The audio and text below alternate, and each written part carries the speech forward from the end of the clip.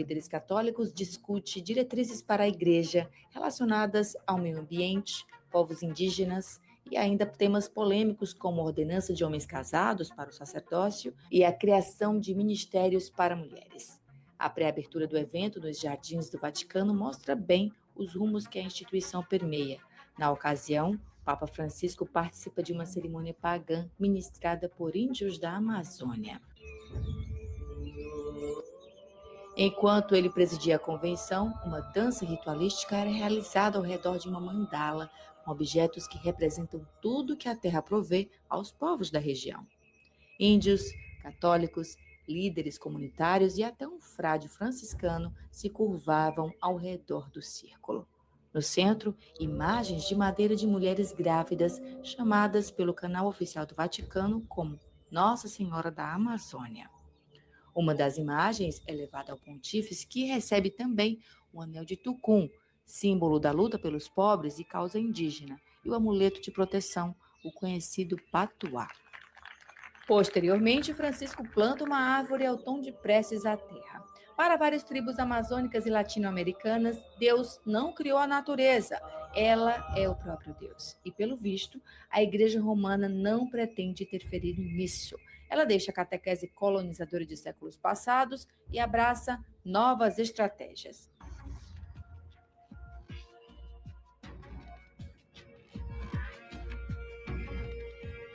O item 75 do documento publicado no site oficial do evento destaca ações que fogem à tradição católica, como a conexão com espíritos.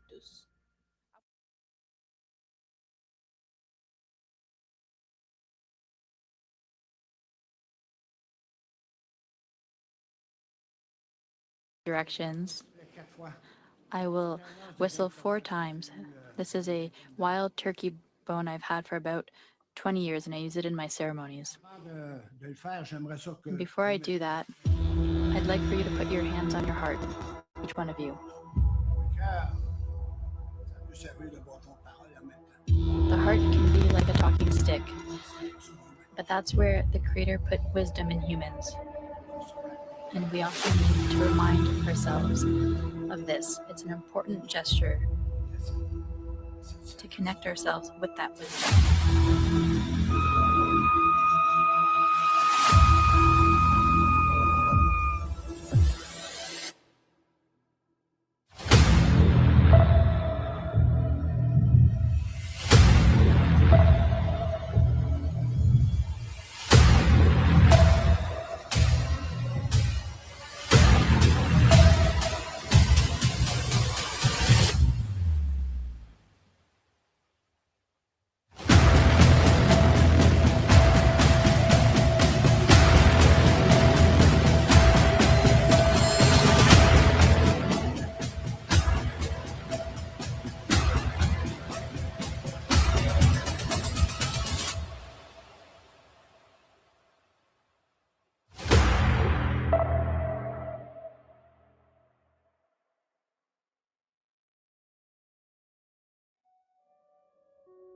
Realmente, é algo de notório e de grande valor o atual cenário católico que se atenta para a infiltração comunistas nas fileiras do clero.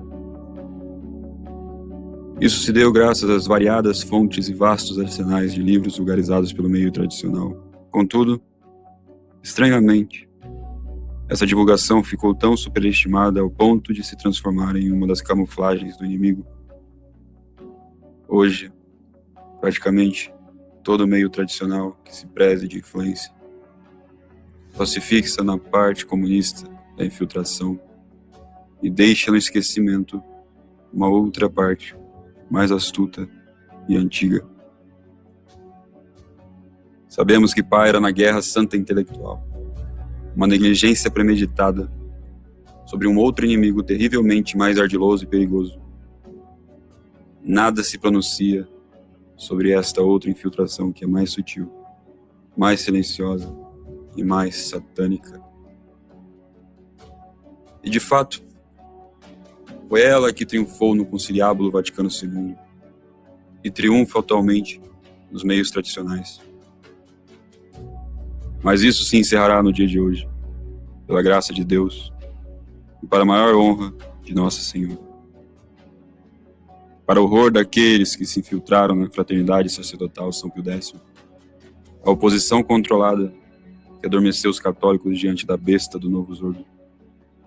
Para a justiça, a pessoa de Monsenhor Turco, trapaceado e enganado por víboras do anticristo, e também para mais evidenciar a negligência gravíssima e um tanto suspeita, que agora ronda em nossos meios na figura de pessoas como o Padre Ricossi. Aquele que ressuscitou a tese de Cassitiaco das catacumbas do esquecimento.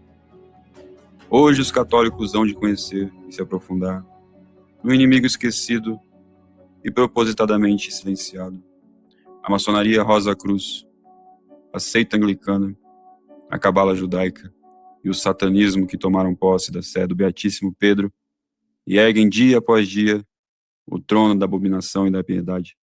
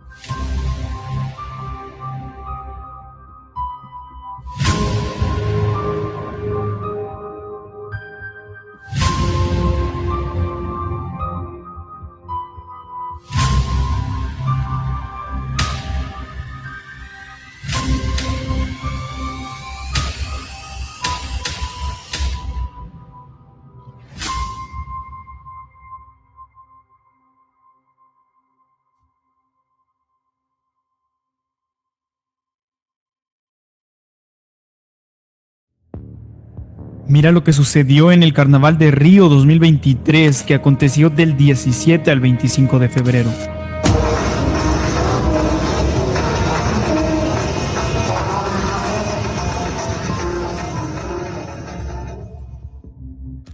Adoración a Satanás. Trataron de burlarse de Cristo. Burla a la creación de Dios.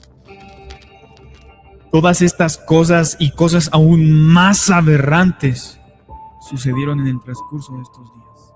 Após a inauguração do templo denominado Igreja Maior de Lúcifer, em Old Town Spring, e também a inauguração da estátua de Baphomet, em Detroit, nos Estados Unidos, ambas ocorridas no ano de 2015, antes que esse ano se encerrasse, em 27 de dezembro, foi divulgado a inauguração da primeira igreja satânica da América do Sul.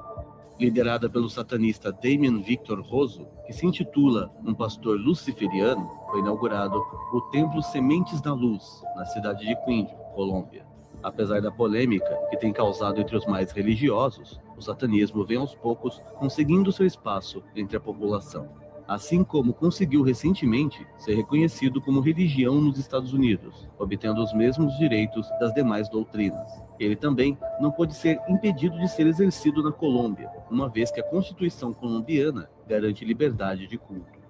Segundo Rosso, a inauguração do templo só foi possível devido a doações recebidas de satanistas do mundo inteiro, e que há a pretensão de que tal doutrina seja levada ao restante do continente.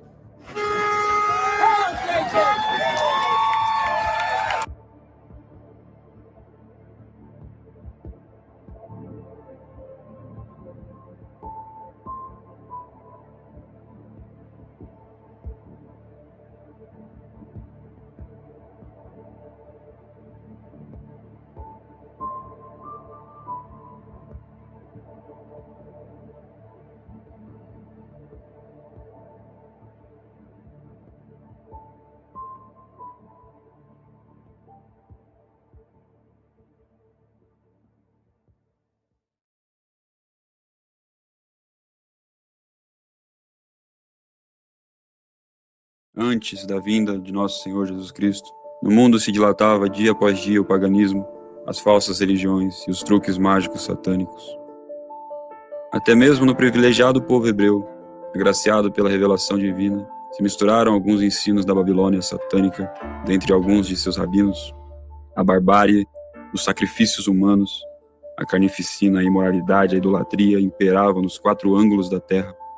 Então Deus envia seu Filho para nos redimir e nos salvar dessa tragédia. Eis que pela vitória da cruz, Cristo libertou os homens da escravidão de Satanás e ao mesmo tempo pagou a dívida que devia à descendência de Adão, a justiça divina, quando o Cordeiro de Deus derramou seu preciosíssimo sangue para expiar os nossos pecados. Estabeleceu a sua santa igreja, que permanecerá viva até o fim dos tempos. E século após século o diabo tenta destruir a obra de nosso Senhor, com todas as armas que lhe são possíveis. O pai da mentira se deu conta que a morte cruenta e os castigos pavorosos não conseguiram triunfar, mas muito pelo contrário. O sangue do martírio era semente de novos cristãos. Nem as heresias, nem os cismas, armas mais sofisticadas que, mesmo apesar do estrago causado, não conseguiram frear a dilatação da puríssima doutrina de Cristo dentre os povos. Descobriu o diabo que a forma mais eficaz era a infiltração sistemática no clero, e com isso a subversão total dos valores da sociedade cristã. Destruídos os reinos católicos que protegiam o papado, conseguiu barganhar o relaxamento para a aceitação da democracia demagoga maçônica, e assim controlar a sociedade cristã secular. Para mais fácil transpassar os muros de Roma, até chegar à sua tão almejada revolução no conciliável Vaticano II. Vivemos agora uma sociedade sem a moral cristã e sem um Papa católico para nos guiar, reinando assim a confusão e a mentira, o reinado satânico social. É um castigo de Deus para os nossos tempos. Deus agora deseja mais do que nunca que os católicos estudem a doutrina e o magistério de todos os tempos, se quiserem se salvar e seguir por uma via segura.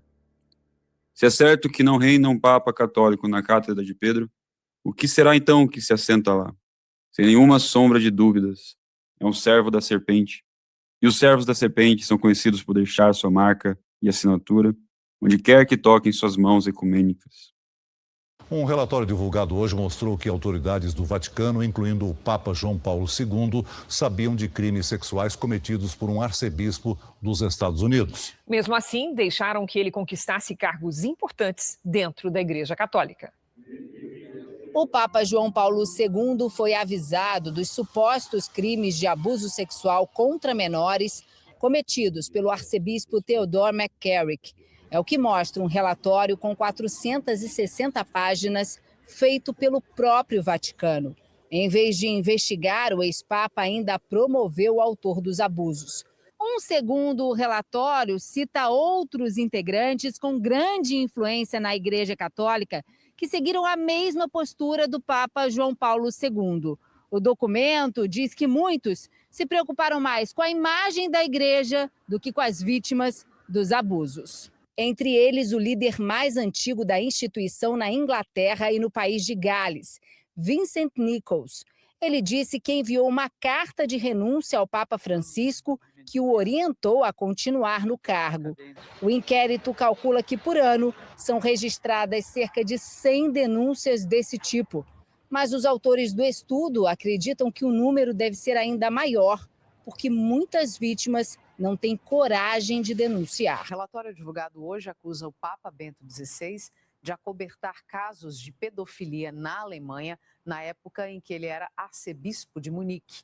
Isso entre 1977 e 1982. O Papa nega as acusações. Segundo o relatório, Bento XVI, na época cardeal Joseph Ratzinger, soube do abuso sexual contra pelo menos 4 vítimas e não teria feito nada para punir os abusadores. Martin Pusch, um dos advogados que participou das investigações, afirmou que 2 desses abusos foram cometidos durante o mandato do então cardeal, que os abusadores continuaram ativos na pastoral e que não houve interesse em cumprir a lei do Vaticano para esse tipo de crime e nem em ajudar as vítimas. Ele também disse que, apesar de Bento XVI afirmar que não soube dos crimes, é difícil conciliar a defesa do ex-pontífice com os fatos do caso. O relatório investigou abusos sexuais na Arquidiocese de Munique entre 1945 e 2019 e concluiu que, nesse período, ao menos 497 pessoas foram vítimas de abusos, a maioria jovens do sexo masculino. Em 2018, a Igreja da Alemanha pediu perdão às vítimas depois que um relatório apontou que cerca de 3.700 pessoas foram abusadas por clérigos.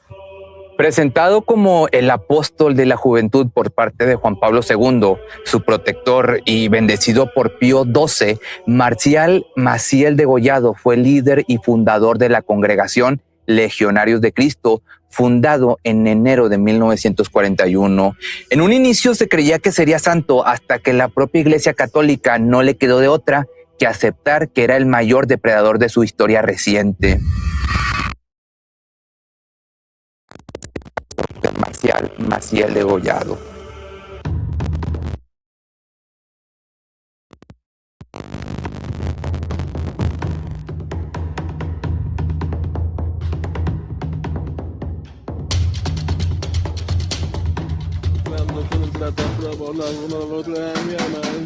E ho visto tutto, ho guardato solo, per me volta abusato sessuale, a me 6, 7 anni, 4 anni, ma torno quando sono arrivati 3-4 preti di Iran, dati di tonto, pigiama, tu rotto, ma di usi, abusati per culo.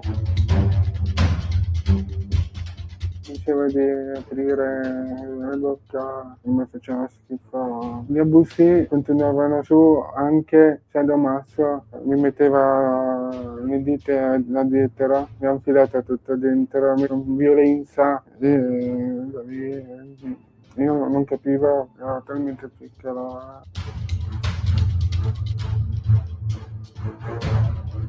Cioè, non ho mai parlato, essendo sordo non riuscivo neanche a parlare. Non parlavi proprio? No, non neanche sentivo la mia voce.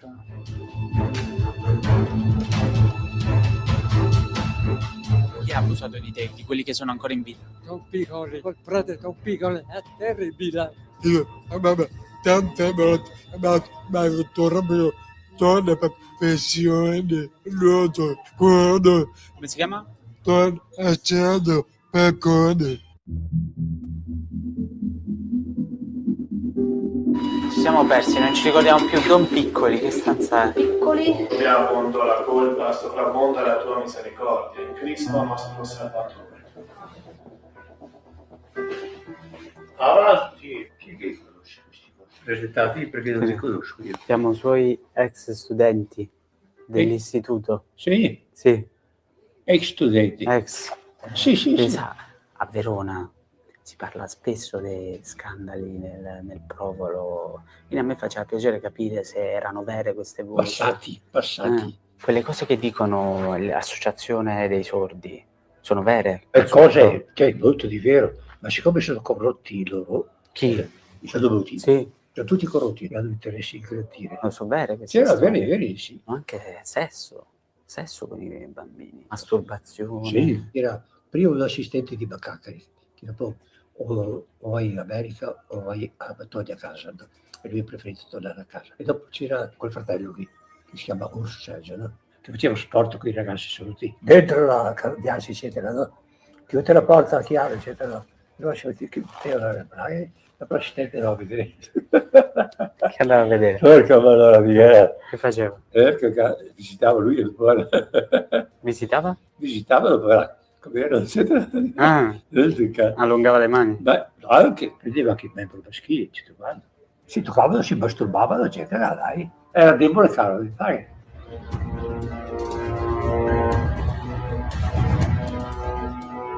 Dopo che era Spinelli, dicevo, scherzi, c'è da un rido, dove c'era da un nadino, cerca moto adesso. Ma c'era il professionista. Cioè abusava?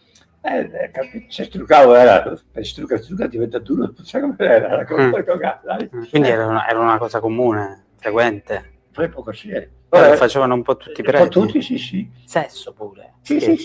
Sesso? Sì. I preti quando si sapeva venivano allontanati poi. Porti via. Quando si scopriva... C'era Don Turati, per esempio, Don Turati, che lo faceva dopo in America. Venivano mandati quando si scopriva che avevano fatto abusi sui bambini. Di questi preti del Provolo, che sono stati mandati in Sud America, erano tutti pedofili. E o Papa Emérito Bento XVI admitiu ter errado na condução dos casos de abuso sexual cometidos durante o mandato dele como arcebispo de Munique. Bento XVI também pediu perdão por eventuais faltas graves, mas fez isso sem se referir diretamente aos casos. Uma investigação revelou que o Papa Emérito Bento XVI não tomou medidas contra religiosos católicos em pelo menos 4 supostos casos de abusos sexuais. Tudo aconteceu quando ele era arcebispo de Munique, na Alemanha.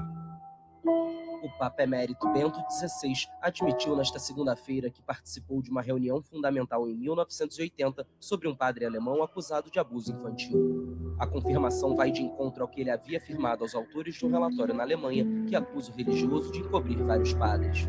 Em uma carta... Houve um encobrimento sistemático de pedofilia durante o reino do Novo Sul. Dossiês de molestamentos e estupros estavam nas mãos dos que tinham poder para fazer algo. Mas tudo foi abafado e acobertado. Estimativas conservadoras dizem que houveram 17.200 vítimas apenas nos Estados Unidos. E sabem que existem mais dados concretos em todo o mundo. Somente quando as denúncias chegaram ao nível de algo extremamente público e notório, padres e outros infratores eram apenas transferidos, ao invés de serem punidos. A extensão de suas ações provavelmente nunca será totalmente compreendida, por causa das décadas e décadas de encobrimento. E não sou eu quem o diz. Também a dissimulada Igreja Novo Zordo reconhece. A Arquidiocese de Mihawk reconheceu a gravidade do problema e concordou em pagar um acordo de 21 milhões para as 300 vítimas de pedofilia. Em agosto de 2018, um grande júri relatou que os documentos internos de 6 dioceses da Pensilvânia observaram que mais de 300 padres predadores foram acusados com credibilidade. Em fevereiro de 2019, o próprio Francisco reconheceu publicamente os abusos sistêmicos. O antipapa João Paulo II, Papa da Juventude, tem a marca registrada de ter tido governo onde o recorde de denúncias de pedofilia chegou a níveis estratosféricos nunca antes jamais visto. Não se enganem, são todos servos de Satanás. Talvez alguns católicos não associem pedofilia e satanismo, porém, estão extremamente enganados e ingênuos. Tal associação é certa, e para piorar as coisas, sabemos que o satanismo é a religião de grande parte das elites que hoje lideram o mundo. Escondido da luz do mundo, em suas ilhas e cavernas, os ocultistas e satanistas, filhos da nova era, influenciados pela cabala, vão praticando seus rituais, que clamam aos céus por vingança. Qualquer um que almeje um grande cargo de poder e influência, devido na sociedade imperar o ideal materialista, onde reina a desconfiança e a mentira, deve fazer atos comprometedores e satânicos. Assim controlam os candidatos a tais cargos quando participam de algum desses rituais. E tudo ali ficando registrado e confiado aos superiores, a elite iluminada vai deste modo, os dominando e controlando. Eles são marionetes movidas por meio de chantagem e de ameaças. Os mais altos escalões estão totalmente nas mãos desses seres das trevas controlados por Satanás. A polícia do Rio Grande do Sul tenta descobrir a identidade de 2 crianças que foram sacrificadas no ritual satânico. 3 suspeitos foram presos. O templo satânico funciona nesta casa, em um bairro afastado de Gravataí, na Grande Porto Alegre. O portão segue fechado desde que o suposto líder da seita foi preso na semana passada. A única movimentação é da responsável por tratar os cachorros, que não quis comentar o caso. A principal linha de investigação aponta que o bruxo preso é suspeito de sacrificar 2 crianças dentro do templo. 2 homens encomendaram um ritual macabro e pagaram R$25 mil pelos sacrifícios. Eles também estão detidos. As identidades não foram reveladas. Quando eu entrei em casa, eu fui direto à cozinha para ver se eles estavam lá. Minha esposa veio logo atrás, foi ela que viu. Eu relato que, mesmo sem ter visto, eu soltou um grito longo e duradouro, e aquele grito dela. Muito bom, tão terrível, que mesmo sem ver ele, eu interpretei tudo pelo grito dela, ouvi tudo. O relato emocionado é de um pai que encontrou o próprio filho enforcado. Cena trágica, que nem ele, nem o filho de 12 anos, e nem a mulher vão esquecer. A morte aconteceu no domingo à noite, em Setiba, Guarapari. O comportamento de Alan, segundo os pais, começou a mudar há cerca de 2 meses, justamente no período em que eles instalaram internet dentro de casa, porque a mãe do jovem estava fazendo um curso à distância. Sem ter o domínio do inglês, o jovem começou a fazer buscas na internet e se interessou por esse tema, satanismo. Descobriu uma seita e passou a fazer parte dela. Para Alan, tirar a própria vida, segundo a seita, era estar mais perto de quem ele considerava o Deus dele, o diabo. To describe this story as horrifying would be an understatement. And if that sounds like a warning, then that's exactly what it's meant to be. It deals with the sexual abuse of children by satanic cults. And not only that, human sacrifices as well. We started investigating these secret satanic cults when a British member of Parliament linked them with the ritual murder of children. In this day and age, it sounded too far-fetched, as did suggestions that the same thing might be happening in Australia. But then we met Teresa. She's only 15, and for 12 of those years, she's been the victim of relentless depravity. Teresa's story is both shocking and compelling, yet it's a story she's anxious to tell. But again, we should warn you that parts of this report may be distressing. Friends of family and strangers and my family used to rape me. Make me abort the babies I had. It would be hard to imagine more misery and suffering than what Teresa says she's had to endure. And us kids would be made to do things with the adults and the animals, and then a sacrifice would happen. The sacrifice, were these animal sacrifices? Animals and people. On what scale do you think this was happening? Enormous, far beyond what we've ever heard of here before. Teresa's mother, Bridget. You're talking about mass murder? Yes, on a scale that this country's never heard of before.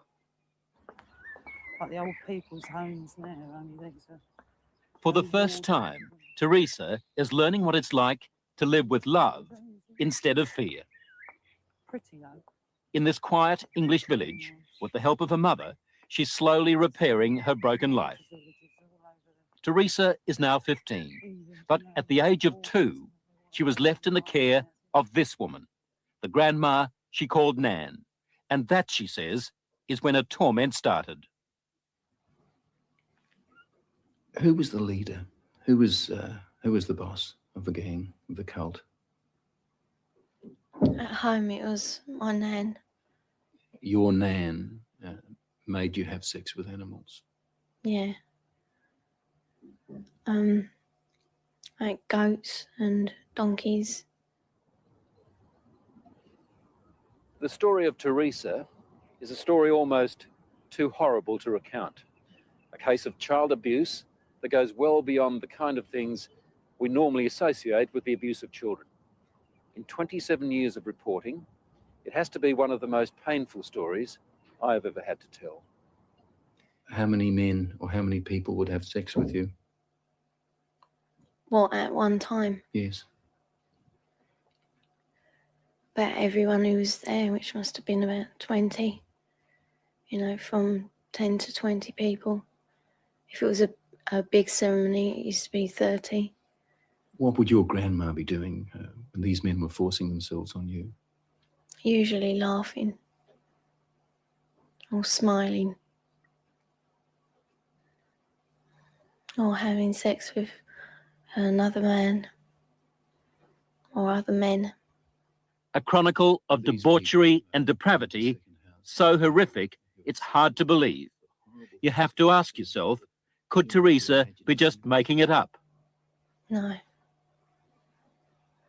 I know what's true and what's not. No, I know what I saw. Children don't make up elaborate lies that this would have to be if it was a lie, which I know it is not. It isn't. This couldn't be a terrible dream, a nightmare that you're reliving. No. It's no dream. It's a nightmare, but it's not one you can wake up from. It's there all the time. I'm quite sure of that. Yeah. The police don't think Teresa made up a story. Some of the cult members are to stand trial. 5 men have been charged with rape. As for Nan, the grandmother, she's 61 and lives in this council flat in South London. She's charged on 7 counts of aiding and abetting rape and 2 counts of performing abortions on Teresa.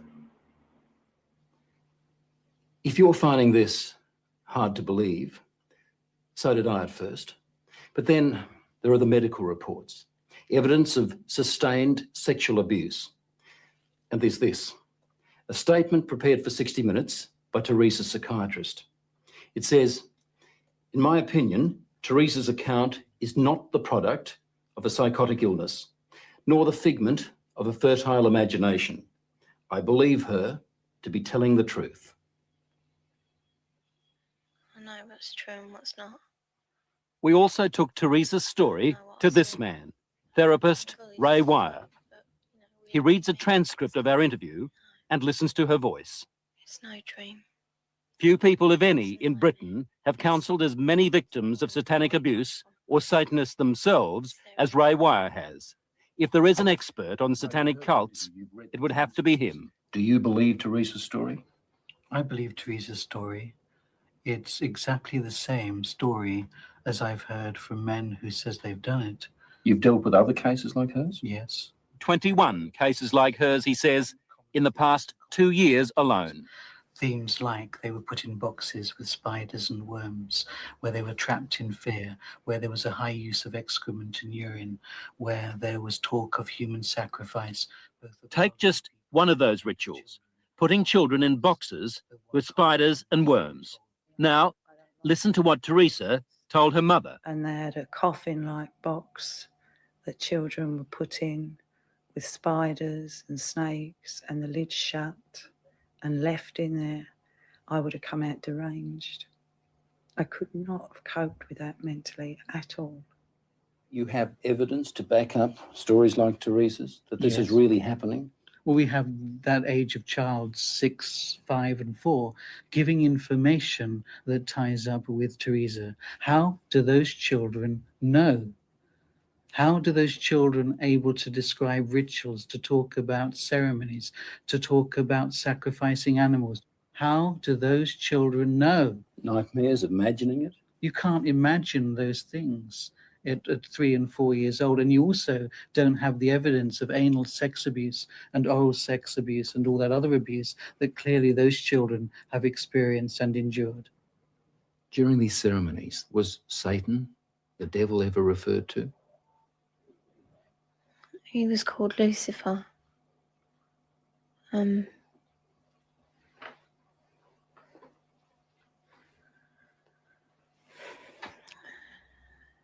What did they say about the devil, about Lucifer? That killing the people made him happy. Sacrifices to please the devil. According to Teresa, the worst rituals took place at a house somewhere in the country. It was big, you know, expensive. From the front, it looked like a castle. You know, it had a long drive and big double wooden doors. Do you think they were rich people then? Very rich.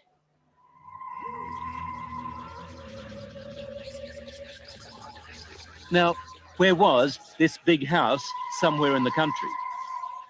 Teresa says she can't take the police there because the Satanists made sure she'd never know how to find it.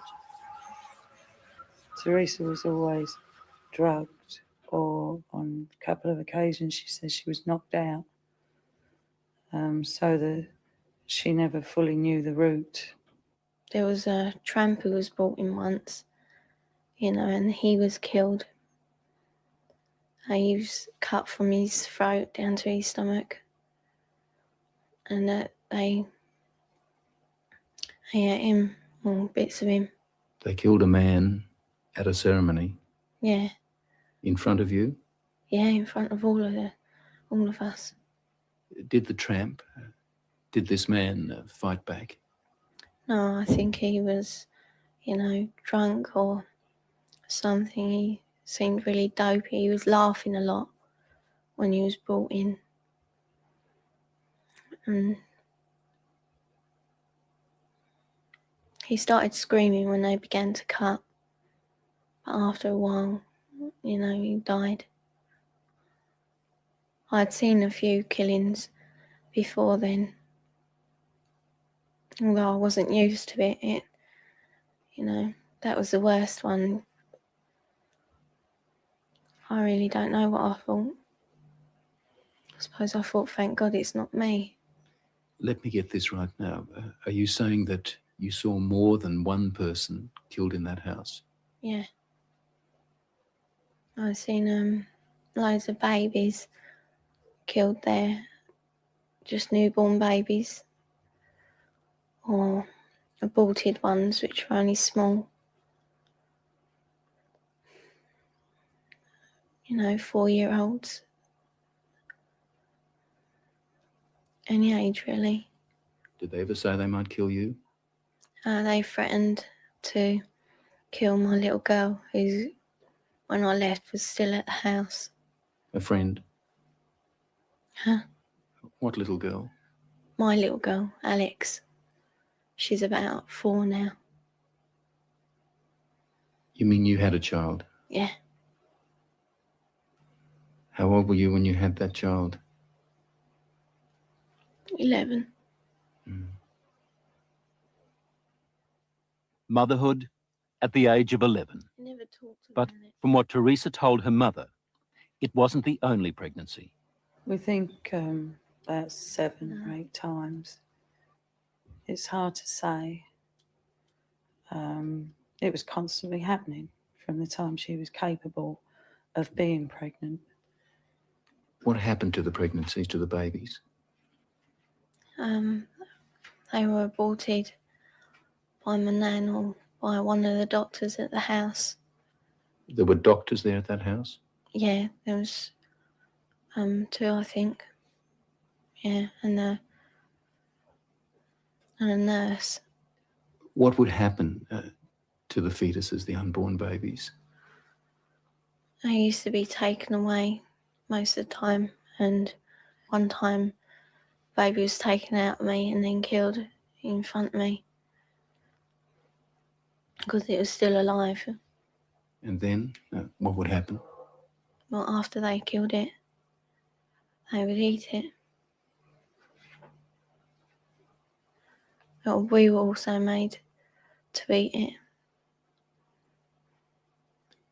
You were made to eat your own fetus. Yeah. Who made you do this? My nan. You'd think the one person in the world you could leave a little girl with would be Grandma, someone to give her love and protect her from harm.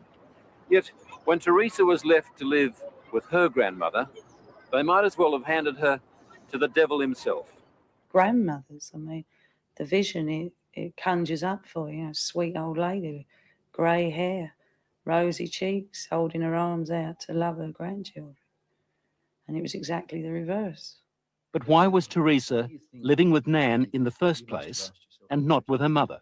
Well, when my first marriage broke up, I took the children with me and couldn't cope. So I gave them to their father, who in turn moved to his mother's. And To Nan's place? Yeah. And when he left the Nan's place, he left the children there. How do you feel now towards her grandma and the other people who did all those things to your daughter? They disgust me. They are the worst form of life this earth has had the misfortune to create. Vile. Did you ever try to run away? You must have been frightened. A couple of times I did, but my uncle, he caught me and brought me back. Going to the police? Did that occur to you? No. I thought it was normal, even though I didn't like it. I mean, you don't like to eat greens, but somehow I thought it was just her being called to be kind or something like that. She said to me it was something that everybody did, she thought, like you don't like going to school or the dentist, you don't like going to the black masses. It was never any different. I didn't have nothing to compare it to. All part of life, Teresa thought. Even a miscarriage one day at school. Yeah, I asked the teacher if I could go to the toilet, and she allowed me out. I went into the toilet, and the baby was in my knickers. I thought it was dead, but it wasn't. It was still moving. And yet no one at school knew? No. Saw anything? No. Or if they did, they didn't say. No, she was treated for a high temperature, fever, nothing more. What did she do with the baby? She kept her for a while because she was frightened that they'd use the child as part of the rituals. So she turned the pencil case into a little coffin. Apparently she put roses in to make her smell sweet, put a letter with her, pictures of herself and her brother, a picture of me. And then I put it down the chute because I didn't want my nan to get it. As we said earlier, the police have already charged some members of the cult, and we know they're also investigating Teresa's accounts of those ritual killings. If there were as many, she told us, then the Satanists had a problem. How did they get rid of the bodies? They had a tub, pretty big, I don't know. A very big tub, and they used to put the bodies and bones in there. And it used to go like, fizzy and that. And then there was nothing left. Well, there didn't seem to be, but when they cleared it out, there used to be a sludge at the bottom. Teresa's story, her account, doesn't really surprise you. It doesn't surprise me in the light of satanic abuse, no. Do you get frustrated with people who just won't accept that these things do happen? Yes, because I've worked with murderers in prisons for years. Not that long ago, a boy was found in a forest in southern England without a head. We have no doubts that men can do that. And yet when we start talking about men within Satanism who actually believe in evil and it's the right to express evil, we suddenly have a doubt. As I was leaving Teresa's place, she handed me this note. It's addressed to the film crew. She says, "Thanks for bothering to help kids like me. I hope it helps." On the other side, there's a poem Teresa made up while she was staying at Nan's place. She calls it Nothing Left. Nothing left. I would scream, but there is no voice left. I would cry, but there are no tears left. I'd fight, but there is no strength left. That was just part of our investigation of Satanism in Britain. We're also gathering evidence about the activities of such cults here in Australia. Em nossos tempos, uma grande batalha se trava para transformar o pedófilo em um doente psiquiátrico como outro qualquer, com o objetivo de fazer as leis serem mais suaves e brandas a eles. Criminosos covardes que têm pavor da condenação à pena de morte, que deveria ser aceita perante tal crime em qualquer sociedade sã e católica. Como os servos da serpente conseguiram chegar a tão elevados postos da hierarquia eclesiástica? Essa é uma longa história de uma guerra com várias frentes de batalha. Vamos nos aprofundar em uma dessas frentes que foram derrotadas. Podemos começar com a revolta de Henrique VIII da Inglaterra. Foi lá onde o diabo conseguiu amalgamar suas forças e enviá-las a toda a Europa. Adentraremos um pouco na história satânica do ocultismo, sobre a maçonaria Rosa Cruz e alguns personagens chaves nessa história. As ideias têm raízes e têm suas consequências, como veremos.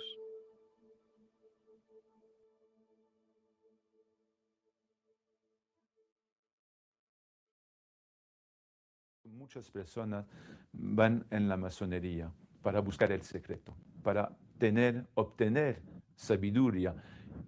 Obtener sabiduría no es otra cosa que una potencia y un poder y una red también profesional.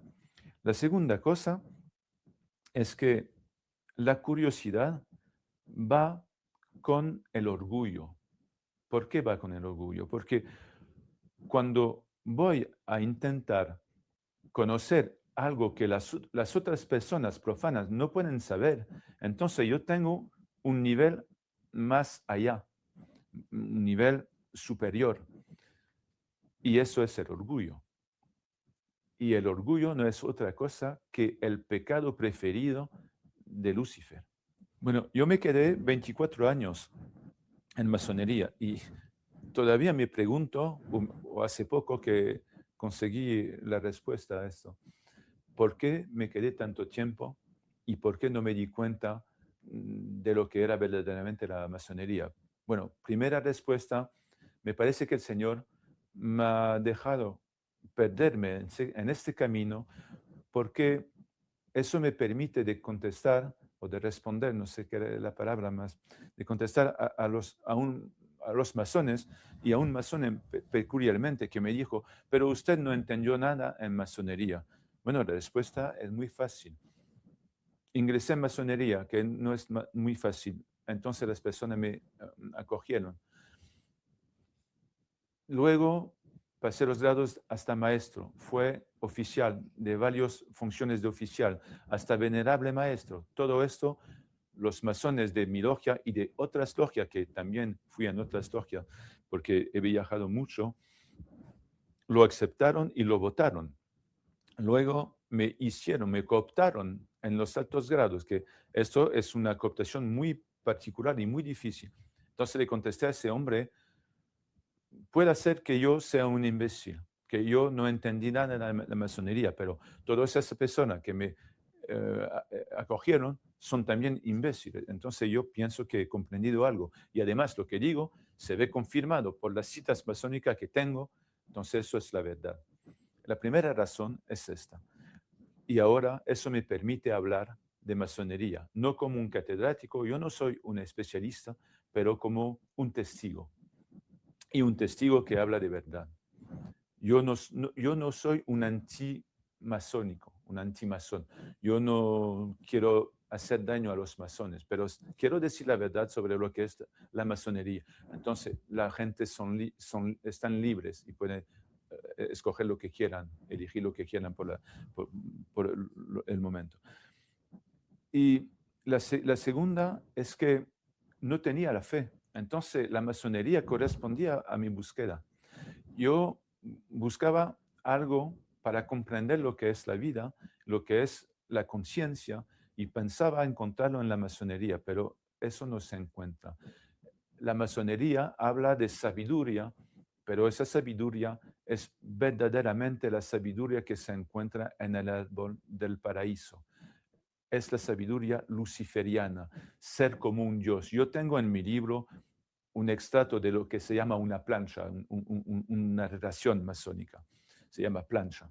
Y esa plancha dice que sobre todo el grado que yo conseguí y iba a dejar para superarlo, el grado 12, que es gran maestro arquitecto, es el grado principal para ser como un Dios, ser sí mismo un Dios. Es esta la sabiduría. Y es una blasfemia, una herejía además. Eso es el segundo punto. Y además me quedé 24 años porque yo no sabía que estaba esperando Cristo. No sabía que estaba esperando la intercesión de María. Y todo esto, todo ese afán en la masonería se cayó brutalmente en Lourdes, cuando yo mismo me caí físicamente en Lourdes ante la Virgen María. Hay 3 clases de masones. Bueno, eso no es un punto de vista de estadísticas matemáticas, pero es mi experiencia. Hay unos 15 o 20% de masones que son interesados únicamente por las redes profesionales, políticos, y que eso funciona muy bien.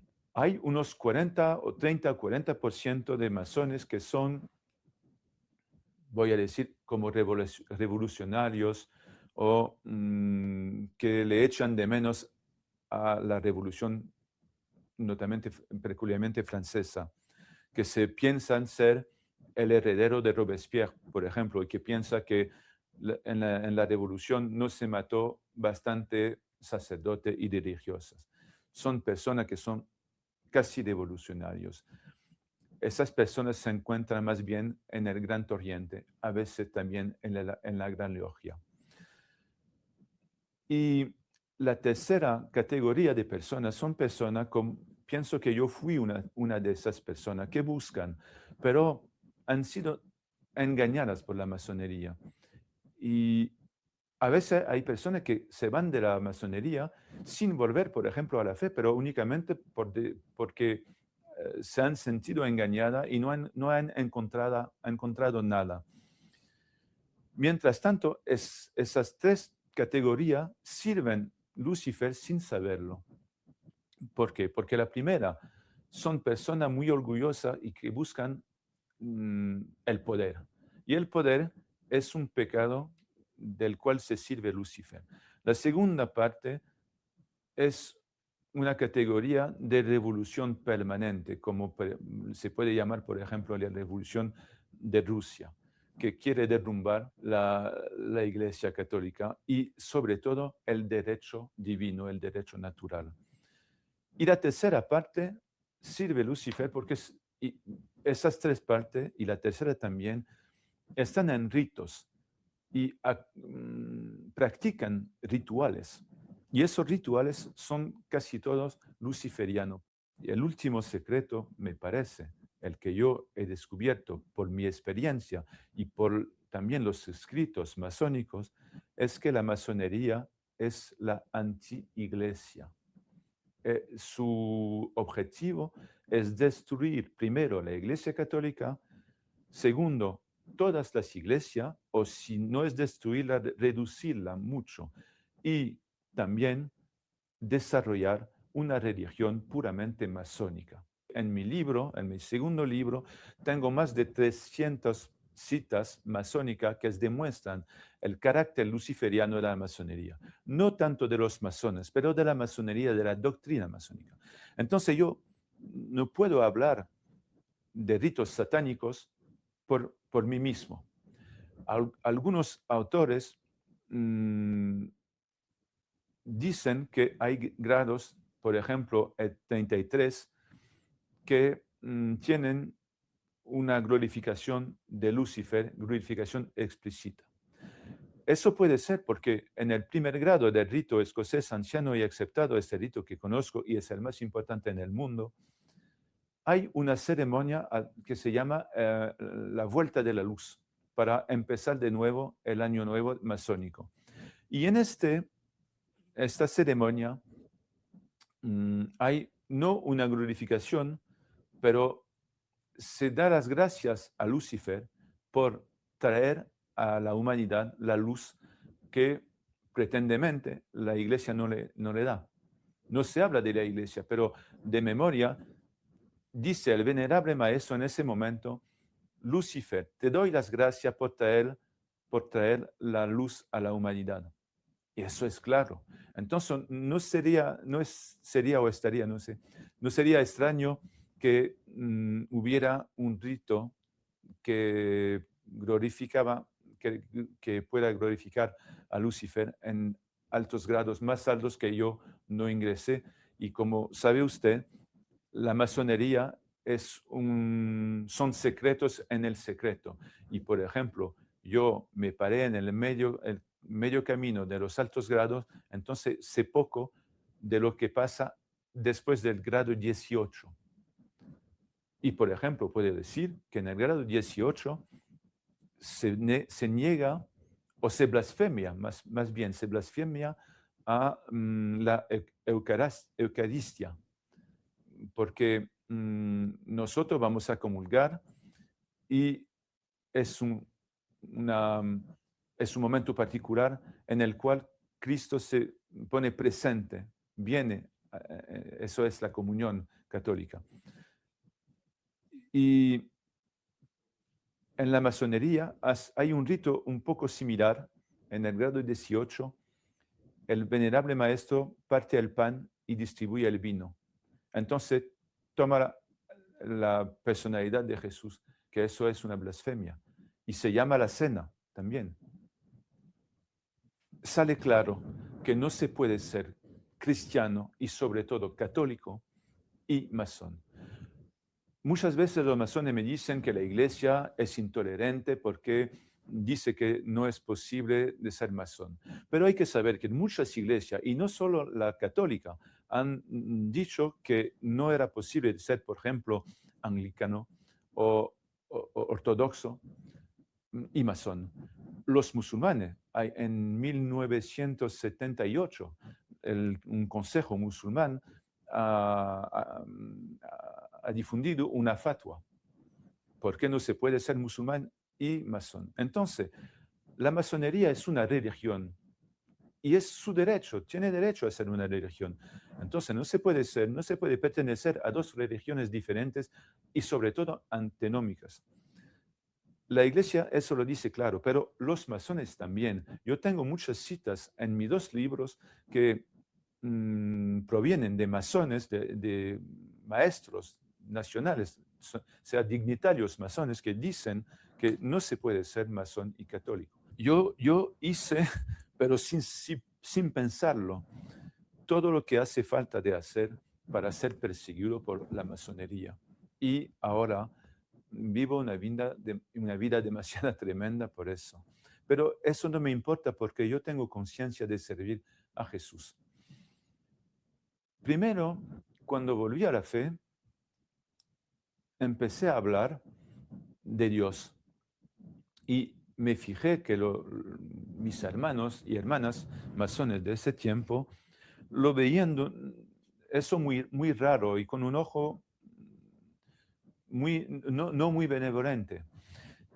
Y me decían a veces, bueno, para con tu historia de Dios. Y había varias clases de masones. Una primera clase que no se atrevían conmigo, porque entonces pensaba que yo ya estaba perdido para la masonería, que sentía que me iba a ir. Los otros como si fuera yo un tonto, porque mira, ese hombre cree en Dios, el Dios de la Iglesia Católica, entonces no lo reflexiona mucho y eso son supersticiones. Y la tercera clase eran masones que miraban un poco como, ¿cómo se dice? Misericordia, pobrecito, está cayendo en una trampa y vamos a ayudarlo. Entonces, yo salí de la masonería, pero me quedé un año todavía, porque hablé con un sacerdote que fue mi director de conciencia y le dije que me parecía importante hablar del Evangelio, hablar de Dios, el Dios verdadero, no el gran arquitecto del universo. Y él me contestó una palabra muy verdadera. Me dijo, bueno, se puede quedar usted como quiera, ahora ya tiene conciencia que es incompatible. Entonces, bueno, mientras tanto que usted es masón, no puede comulgar, y eso lo acepté. Y me quedé y averigüé que lo que me dijo era verdad. Me dijo él que para hablar hay que ser entendido y oído. Y esas personas de la masonería están tan cogida, por los ritos y los rituales masónicos que no entienden nada. Me acuerdo que, por ejemplo, me pidieron de hacer una plancha masónica del grado 12, cuyo título, cuyo tema era ¿por qué el gran maestro arquitecto puede glorificar? No, perdón. ¿Por qué el maestro secreto, el grado 4, puede glorificarse? Y yo tuve muchas dificultades para explicar que yo no podía glorificarme. Mientras tanto, teníamos que glorificarnos en el ritual. Y expliqué que hablé de San Pablo, que dice, ¿hay que glorificarse? No, no se puede glorificarse a sí mismo. Yo me glorifico de mi debilidad, porque mi gloria está en Jesucristo y en mi debilidad. Y eso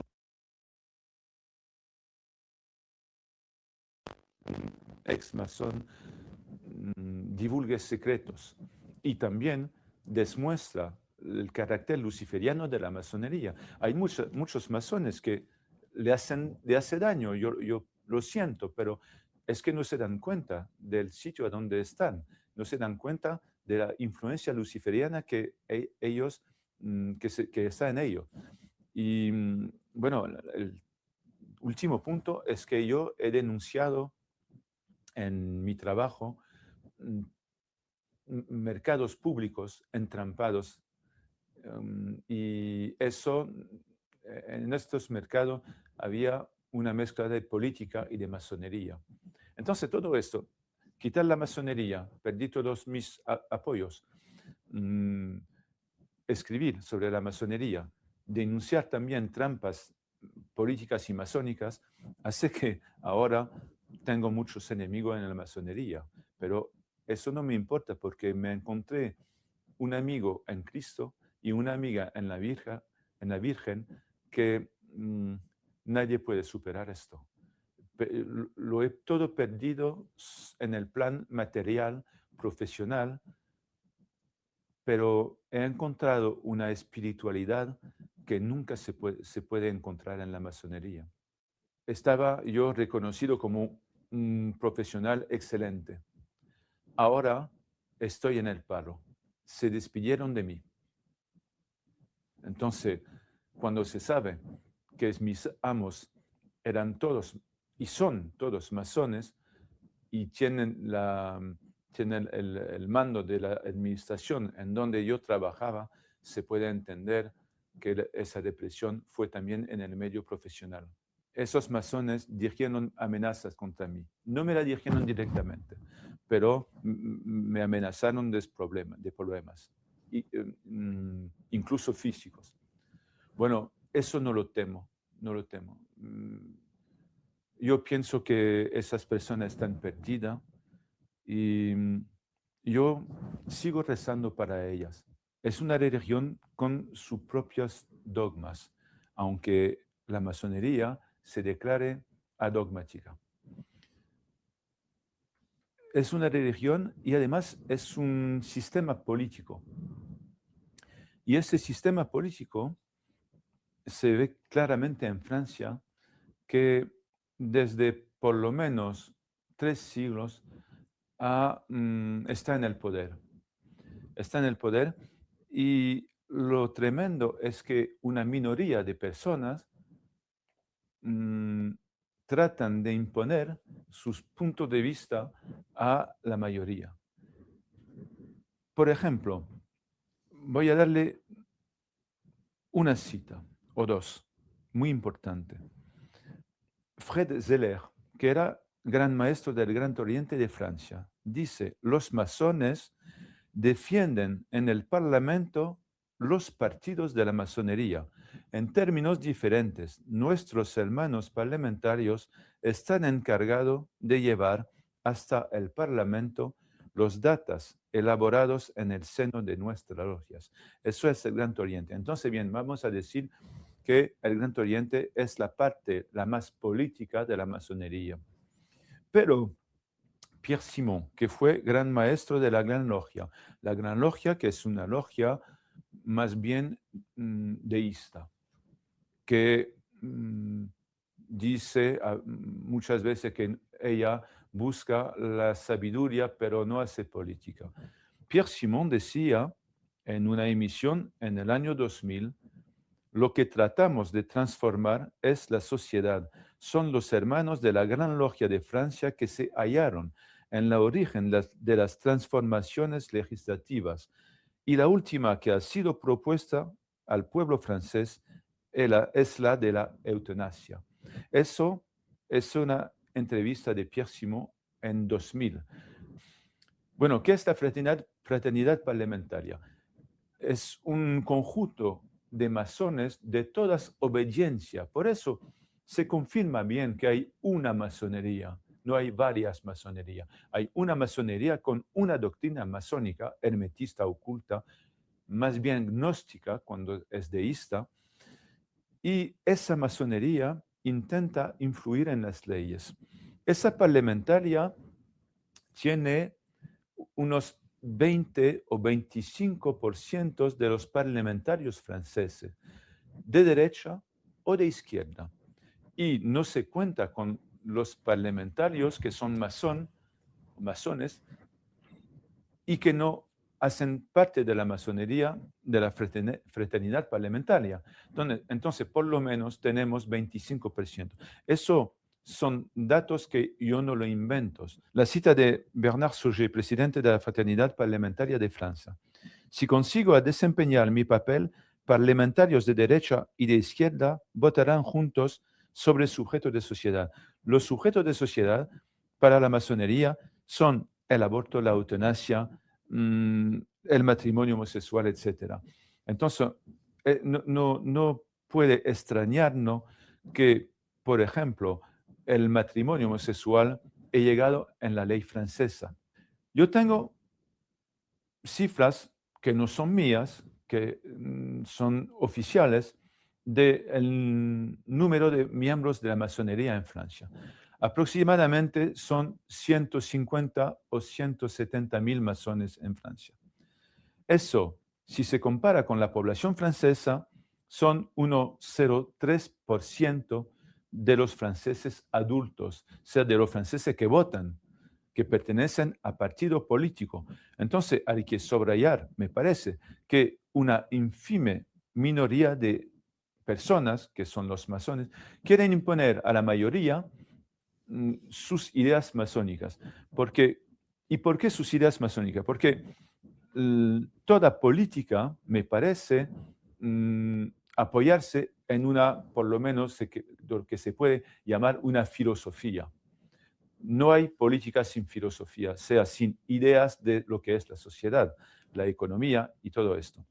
Lo que me interesó cuando ingresé a la masonería era sobre todo que la masonería se presenta como un conjunto, una doctrina, un camino que puede llevar una persona que no sabe nada y que se pregunta muchas cosas hacia una sabiduría suprema. Por ejemplo, sabiduría en francés se dice connaissance, con una C mayúscula. No se trata del conocimiento personal como una análisis, una psicanálisis, no. Es un camino metafísico, es un camino hermético, a donde se encuentran secretos que no pueden ser divulgados a otras personas que a los elegidos. Por eso, se puede decir que la masonería es elitista. Es una minoría de personas que buscan secretos. Y con estos secretos se piensa de tener algo que le permite de influir en las leyes para dar la felicidad a la humanidad. Yo eso me interesaba mucho. Y además, también hay algo que se puede llamar el orgullo, porque cuando tú ingresas un conjunto a donde te dicen que tú vas a ayudar a la humanidad, entonces tú tomas mucha importancia en la humanidad. Tú eres el que sabe y los otros no saben. Por ejemplo, explico en mi primer libro que cuando volví a mi oficio por la mañana siguiente la iniciación, mirabas a todas las personas que trabajaban y yo pensaba, ellos no saben nada. Yo ahora empiezo a saber. Yo he visto la luz masónica, yo he visto la verdad de la pregunta que tenemos, la respuesta que tenemos a la pregunta que nosotros tenemos todos, ¿por qué estamos aquí? Voy a conocer el secreto último, sea en varios años, pero lo conseguiré. Y eso es muy importante porque permite a la masonería de engañar a muchas personas y de hacerle ingresar. Por ejemplo, la palabra de Dios a veces no se entiende. No se entiende por qué, porque no es un secreto, pero es un misterio. Y ante ese misterio tenemos únicamente que ponernos de rodilla y rezar y pedirle a Dios que nos haga misericordia. Mientras tanto, en masonería, cuando no se entiende una cosa, se le contesta, lo entenderás en el grado siguiente, sea que todos los secretos y no los misterios, los secretos del grado de compañero, lo entenderán perfectamente en el grado de maestro. Y será mucho más perfecto cuando tú irás en los altos grados. Entonces, es un camino que a cada grado que uno consigue, entiende mucho más los secretos de los grados inferiores. Y eso da la ilusión que vas a conocerlo todo, pero es el falso.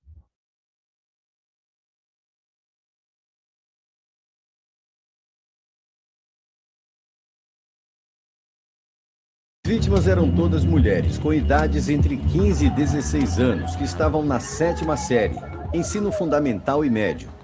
Elas gritavam, saiam, eu vou matar vocês todos. 20 estudantes foram hospitalizadas com crises de ansiedade depois de supostamente brincar com o tabuleiro Ouija na escola. Agora, de acordo com vários relatos, as garotas sofrem desmaios, ansiedade e outros sintomas depois de brincar com o jogo de tabuleiro. Sabemos pelo magistério que o ocultismo é a prática dos adoradores do diabo. Contudo, a maioria dos ocultistas se define e engana os seus iniciados dizendo que significa apenas, entre aspas, o estudo do conhecimento oculto, que não adoram o diabo, que os ocultistas tendem a estudar e praticar sistemas de informação que afirmam levar a experiência direta de Deus ou dos reinos espirituais, ou que afirmam manifestar objetivos físicos por meio de métodos não físicos ou parcialmente físicos. Significa magia, uma palavra que tem múltiplas definições entre os ocultistas. There are two ways to talk about occultism in the Catholic Church. You could ramble about conspiracy theories, or you could talk about what's actually there. This book does the latter. The Magic of Catholicism. Real magic for devout Catholics. Learn how Catholicism is an initiatory magical system. Learn how magic pervades every aspect of Catholic theology. Learn how the Church implements her magic in actual practice. And most importantly, learn how to make this magic work for you. The Magic of Catholicism. Por outro lado, os estudiosos geralmente definem gnosticismo como uma constelação diversificada de movimentos judaicos intertestamentários e hereges primitivos que enfatizam a experiência pessoal e a gnose, ao invés da ortodoxia do credo. As características do gnosticismo clássico tendiam a incluir, mas não se limitavam, a uma separação entre o conhecimento vulgar e o iniciado. Um dualismo separando o verdadeiro Deus incognoscível do demiurgo que fez o universo físico. Um sistema de esferas do espiritual separado das esferas do material. E uma espécie de sistema pelo qual uma alma individual pode aprender a transcender e tornar-se livre do reino da matéria. Embora principalmente associado ao cristianismo nos 3 primeiros séculos, na imaginação comum, o interesse pelo gnosticismo viu seu renascimento em França, no século XX, mais ou menos na mesma época em que surgia o renascimento ocultista vitoriano na Inglaterra. Muitas dessas igrejas satânicas são chamadas de igrejas gnósticas eclesiásticas, que se identificam como cristãs e adquiriram até sucessão apostólica. Talvez o exemplo mais visível do gnosticismo eclesiástico seja o bispo Stephen Howler. Este gnosticismo eclesiástico, entre aspas, pode ser encontrado com o gnosticismo telemita, vindo da Igreja Católica Gnóstica de Aleister Crowley, que discorreremos mais à frente. A Igreja de Crowley não se apresenta oficialmente como cristã e não reivindica uma sucessão apostólica cristã, embora alguns, entre aspas, bispos individuais dessa igreja satânica alegam ter adquirido sucessão apostólica de fontes dentro, por exemplo, dos véteros católicos.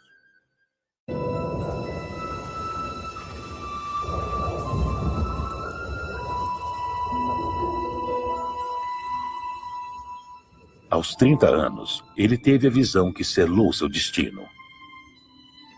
Nesse sonho, ele acordou em um mundo contido dentro de uma tigela limitante de estrelas. Esse era o cosmos da época de Bruno.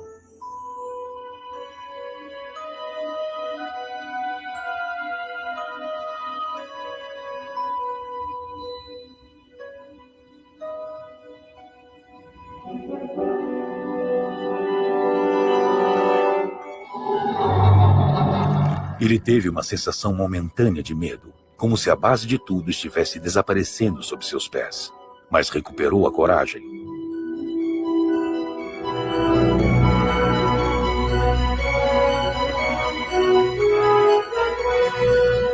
Abri asas confiantes no espaço e elevei-me em direção ao infinito, deixando para trás tudo o que os outros se esforçavam para ver ao longe. Aqui não há em cima, embaixo, não há beira nem centro. Bruno tornou-se pregador, propagando o evangelho do infinito por toda a Europa. Ele pensou que outros adoradores de Deus naturalmente abraçariam essa visão maior e mais gloriosa da criação. Mas que tolo fui eu. Ele foi excomungado pela Igreja Católica Romana em sua pátria. Não se lê Aristóteles onde você vive ou a Bíblia? Imploro que rejeitem a antiguidade, a tradição, a fé e a autoridade. Vamos começar de novo, duvidando de tudo que considerarmos que foi provado. O Deus de vocês é muito pequeno. Para com isso! Giordano Bruno vivia em uma época em que não havia separação entre igreja e Estado. Esse andarilho que adorava o universo infinito ficou preso por 8 anos. Durante interrogatórios implacáveis, teimosamente se recusou a renunciar às suas opiniões. Mente os cardeais da Inquisição deram seu veredito.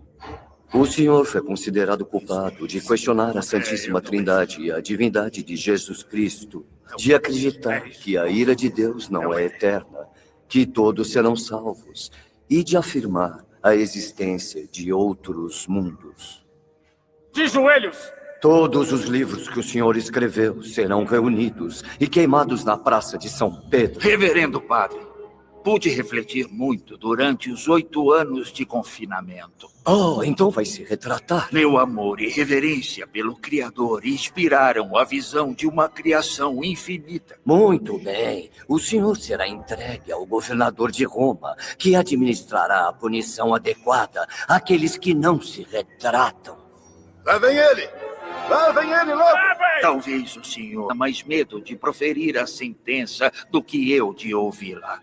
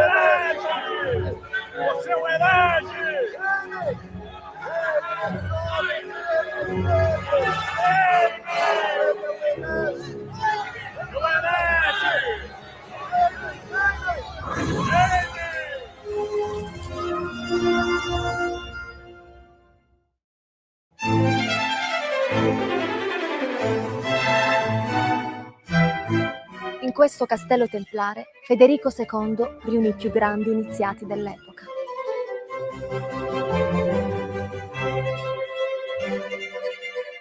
In questa città si sono stampati i più grandi testi dell'esoterismo occidentale. In queste terre visse uno dei filosofi più importanti del Seicento, Giordano Bruno.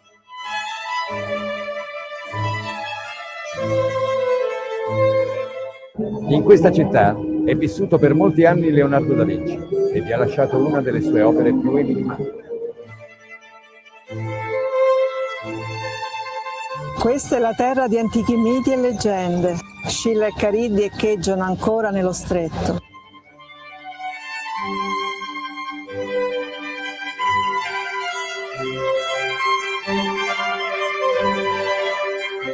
Picco della Mirandola, Cosimo dei Medici, Marsilio Ficino sono alcuni dei grandi pensatori vissuti qui.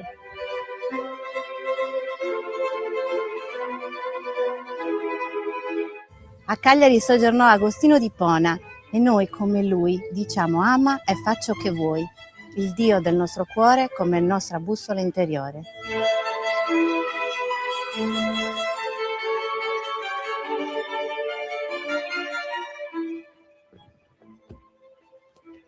Carissimi fratres, carissime sorores, vi aspetto tutti a Roma nel 2019 per continuare insieme questa meravigliosa storia.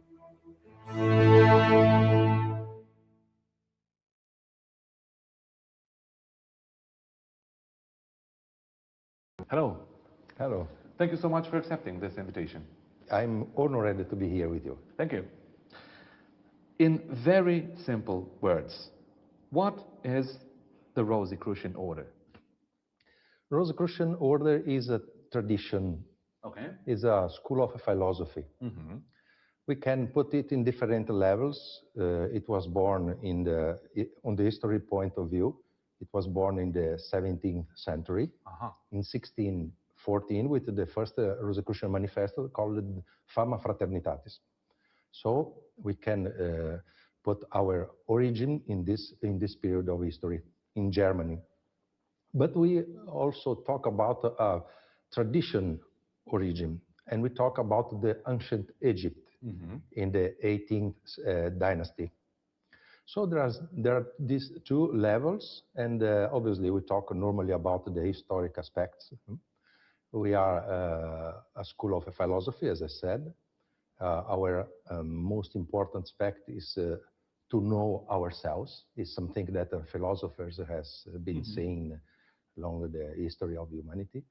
And we have our own tradition, own path to give to members the tools to achieve this goal. Which is the purpose of the Rosicrucian order? As I said, when you start to feel inside some important questions, when you start to feel that life can't be only what you see, your work, your life, everyday life, and you feel that maybe there is something more, because we start our life with this incredible mystery when we appear in this world with this breath, no? When we're born, and then the last thing we do is when we finish our experience in this world. Between these 2 points, there is our history, there is our experience, and in some points of this history, we can feel that life is not only this, and we are made in different levels. We are made of not only by matter, but we are made of maybe with energies or things like this. So we start with questions. When we start with questions, we want answers. Rosicrucian path is a way to find our own answers. Because everyone has his own answer, even in the religion. God is not the same for everybody. Right. The words and the texts, the interpretations are not the same for everybody. Sometimes it's fundamentally different. Exactly. Why the cross is one of the two fundamental symbols that you identify with? Interesting question. If we made a research about the cross, we will see that the cross was born before Christianism. If we look, for example, at the ancient Egypt, we will find crosses around all Egypt. 3,000 years old, sometimes more. So the cross in this sense, for us, is not a religious symbol.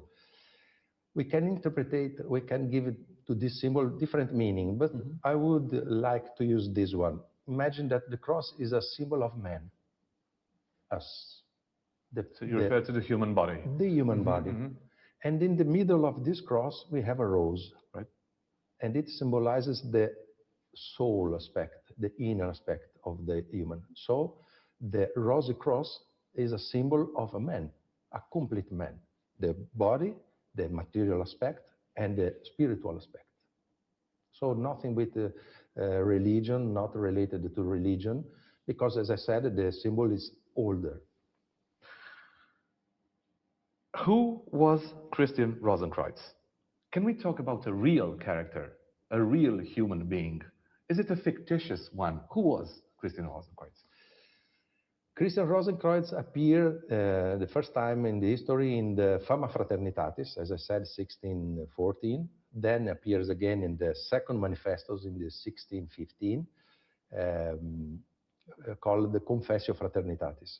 And in the third manifesto, in the 1616, and the chemical wedding of Christian Rosenkreuz. This is a myth. It's not a real person. It's a symbol. Okay. It's completely symbolic. When we read these documents, everybody can find it on the internet. Type in Fama Fraternitatis. You will see that the text is very symbolic. The journey of Christian Rosenkreuz around the world, everything he has learned, all the aspects he taught, then the order, how he organized the order, is completely symbolic. So it's not a real person, historical person. A question from one of our virtual viewers could be something like this. You have a cross as a fundamental symbol.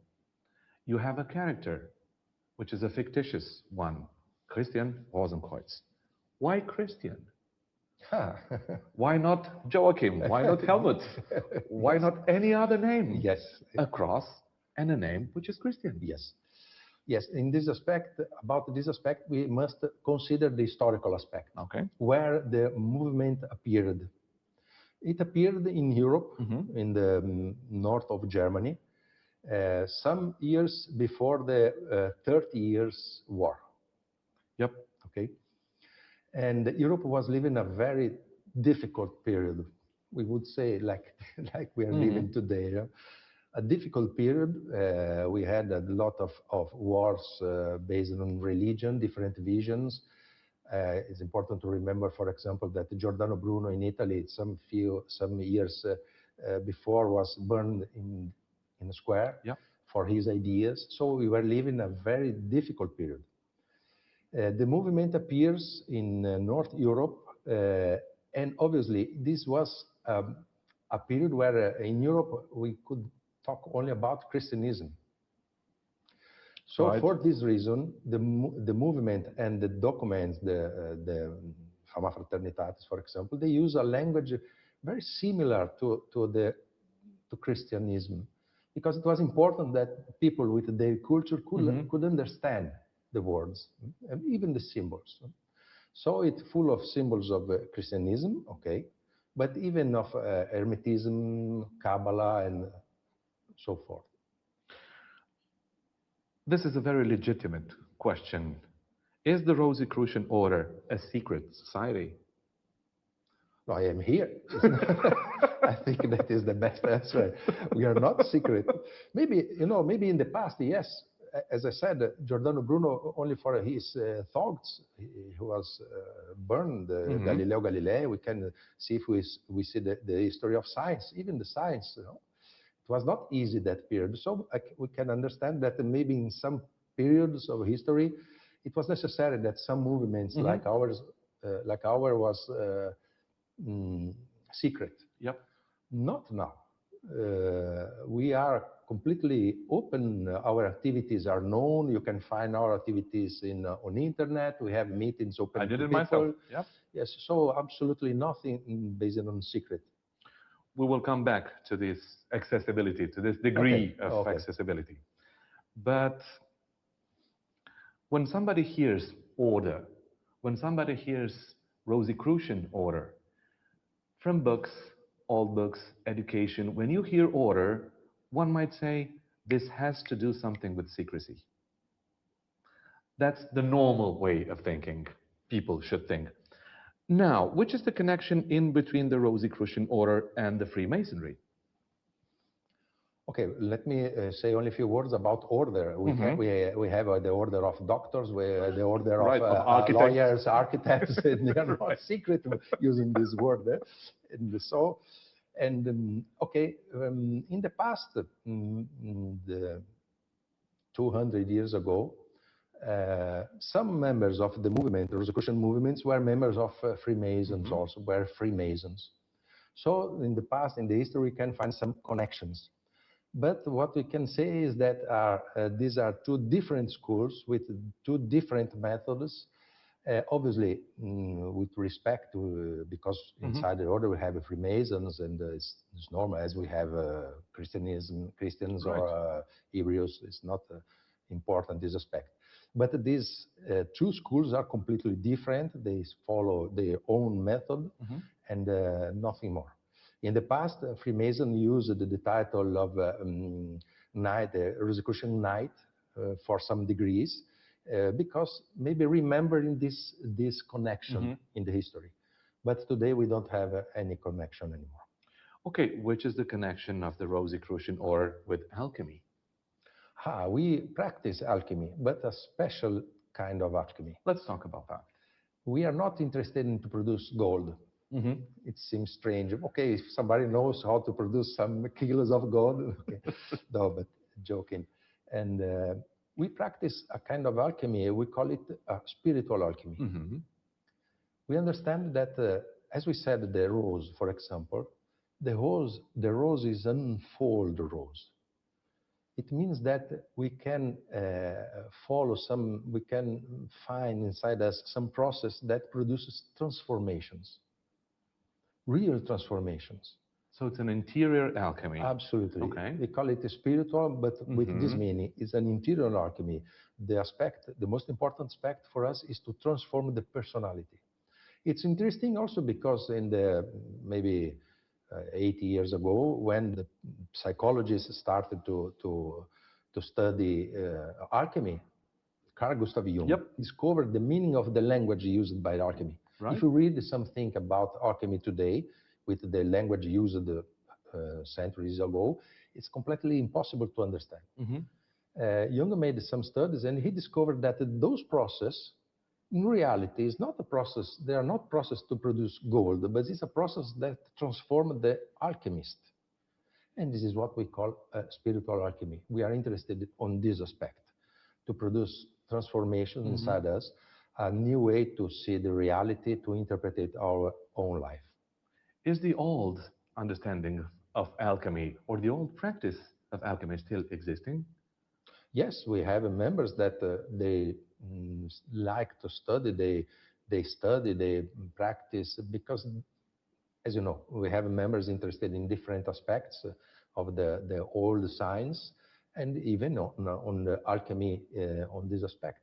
Alchemy, you know, who study chemistry, for example, I studied You're chemistry. a chemist. Yes, in university they teach us that alchemy is the origin of chemistry, and you can imagine those old men in their laboratory trying to produce gold, transform a lead on gold. It was an absurd. Today we know that it's not an absurd anymore because it's possible to transform one atom in another. Okay, it's possible. It costs energy, but it's possible. But the most important was that the goal was not only to make gold, but they produced a lot of substances, acids and salts, not known in that period. So they made a very important discovery for chemistry also. What could you answer in very simple words if, let's say, a practicing Christian could meet you and told you something like this: your beliefs are clear heresy? What would you answer? How interesting. If we check even the history of religions, we will see that the religion was not the same 100 years ago or 1,000 years ago. Religion has been changed also. So what is heresy? A different way of thinking? Yes, if it's an heresy, I would say yes, it's an heresy. But for us, it's important the tolerance. I accept that you have a completely different thoughts, and it's normal for me. I consider it a value. It's an absurd if everybody repeats the same words, have the same thoughts. I think it's an absurd. We know the experience we had in the history. It's terrible. Right. I think that there is a big value if every man, every woman can develop his own thoughts in freedom. Women are permitted to be members of your order. Absolutely, absolutely. As you said in the beginning, we have this function inside the order called Grand Master. Grand Master for us is not somebody that is a special being that knows secrets. No, it's somebody that gives to the order a service to members for a period of his life. And we have in the world, we have Grand Masters, women Grand Masters. So for us, absolutely normal. We don't make difference, absolutely. Obviously, in the process of preparing this meeting, I did some reading. And I found out that the access to your order is very simple. I mean, you seem to be in a very open process of recruiting people. Why do you do that? Because your historical reputation is that of a very selective organization. Yes, we are still very selective organization, but we don't make the selection. The consciousness make this. What do you mean? It's very important. It's very important. We say, okay, there are 1,000 things that you can follow when you want to answer those questions.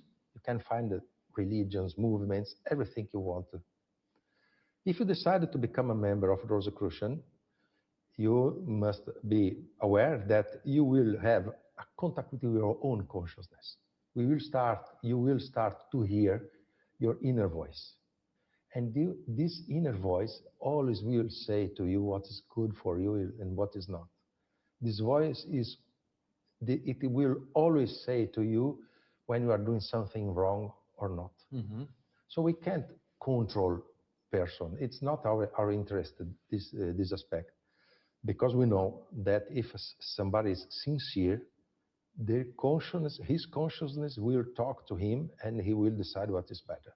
So we don't make this selection anymore in this aspect. But at the same time, we want to say that we are not a big number organization. For this reason also, because sometimes it's not easy to stop in your life. We are always running, we have the work, we have a lot of problems to solve, and then suddenly you have to stop 1 or 2 hours in a week to meditate, to hear this voice, to start to read your life. It's not easy. What will you answer to one of our virtual viewers who could think something like this? Well, this Italian grandmaster, as a new imperator, speaks very interesting things. Rosicrucian order sounds very interesting. I will go there because maybe I will gain a very important social position. I will have a lot of influence. I will have some extra powers, very different from a normal human being. That's my place. What would you answer to that? So, as I said, it's impossible for us to read what is written in the human heart. I can't say, oh, you are honest, you are sincere. I can't. It's not in my... But what I can say is that if somebody thinks in this way, they will not stay in the order, because soon they will see that it's not our goal. We are not interested in this aspect. Absolutely. We are interested in spiritual alchemy. We are interested in to develop a sort of a fraternity based on tolerance, comprehension, and it is not easy. It doesn't give power to man, absolutely. And we know we are living in a period where these aspects are not so easy to live in our societies. So what I can say is that it's an illusion. And if somebody with these thoughts become members, soon we will leave the order, soon. Okay, in one of your conferences, a very interesting conference, you talk about the origins and the forming of the universe. You talk about the Big Bang, but you also talk about the consciousness of the divine. You talk about primitive life forms, but you say that they are stirred by the law of love. You talk about a universal soul, which is the very essence of every atom, you say. There's science, and there's something else in your discourse. What is that something else? This something else we call mysticism. Mysticism for us is not a practice where I go to the top of the mountain and I stay alone all my life, meditating and praying. No. Mysticism is an experience. And we can see this particular experience in different fields inside the human lives. For example, in the religion, we know, but even in science. There are some levels of science when we observe some aspects that touch us deeply. We see a sort of order, a sort of intelligence, a sort of equilibrium working on the matter, on the structure of universe, on everything. Cosmologists used to say that when you study the universe, the impression you have is order. You see everything is in the right place. We talk about the Big Bang to discuss about how everything has begun. And then obviously it's interesting because we see these first atoms appearing in the beginning of this phenomena. These atoms started to become more complex, appeared a lot of atoms. Then the planets appeared, the stars, so forth. Suddenly, these atoms are combined in a special structure, forming molecules. These molecules start to combine and to produce a completely different structure called cell. Right. And cell is able to reproduce itself, to react to the environment, And so it's incredible, is what we call life. We are saying that atoms can be organized in a way to produce life. And suddenly this life, these cells can organize different structure, more complex, and suddenly we appear in this little planet. And we are a composition of cells made by molecules, made by atoms. So we are a composition of atoms that are studying atoms, that are studying universe. Right. It's like we could say the universe has created a structure to study itself. Or to contemplate itself. Or to contemplate itself. So when you observe all this process, even under the science point of view, you feel something inside that is like a mystery. Mystery is not something that is mystery for us, is this experience of wonder, something that is incredible. This is the aspect that science is touching now. You know, neuroscientists are studying the consciousness, for example. It's a mystery. How is it possible that atoms organized in this structure can start to think, to imagine, to dream, to compose music? How is it possible? It's a mystery for science also. So it's very interesting for us. This is one aspect of the spirituality, is one of those aspects that we study inside the order. You talk in such nice words about this mysterious experience. But are you aware of the fact that we live in a time of quantum physics, astrophysics, and you talk about the universal law of love? Isn't this a little bit ridiculous? End of quotation. What would you answer to that? Yes, it depends. You know, when we start to talk about aspects like philosophy or even science, or in Italy, I joked to say soccer, it's important that we achieve an agreement about the meaning of words. Because if we don't have an agreement, maybe I use a word, you give it to this word another sense, so and the communication is not perfect. When we talk about love, we are not talking about the emotional love or the love that one man can feel for a woman or for my child. We are not. When we talk about love, we talk about a law that maintains all this equilibrium. It's interesting because even Einstein was looking for one equation to unify all the fields. Okay, maybe it was an intuition. Maybe he could feel something inside that it must be only one equation that describes all these fields, all these basic aspects of life. So we can identify some reality, some aspect that keeps all the universe in this equilibrium, and call this aspect, this unifying aspect, love. So this is the word used in this sense is what we mean when we use the word love. Because it's very hard for a contemporary human being living in a very practical, a very palpable, a very material world to operate with metaphors. It seems something not very hard, but not very useful. Metaphors don't seem to be very useful nowadays. What do you think about that? I agree totally with you. But there are aspects that can't be described with the logic thoughts. There are aspects that can be described only by metaphors, analogies, symbols, and again, it's true even for science.